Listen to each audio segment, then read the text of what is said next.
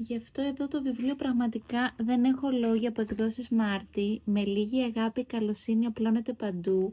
Όταν ήρθε πραγματικά βλέπετε, ήρθε ο Μάιος στο σπίτι μας. Έχει μια φανταστική εικονογράφηση. Κοιτάξτε τι ωραία χρώματα.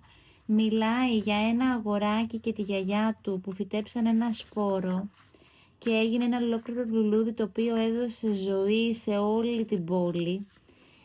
Είναι πραγματικά υπέροχο.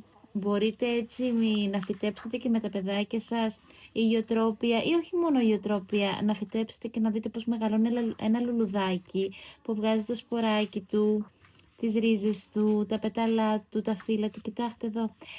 Έχουμε ενθουσιαστεί, το διαβάσαμε και πραγματικά γέμισε η καρδιά μας. Μια στάλα ευτυχίας, αυτό θέλεις μονάχα. Και κάθε ένα σποράκι είναι μια στάλα ευτυχίας που τη χρειαζόμαστε όλοι μας. Από εκδόσεις Μάρτη πραγματικά έχουν διαμάντια.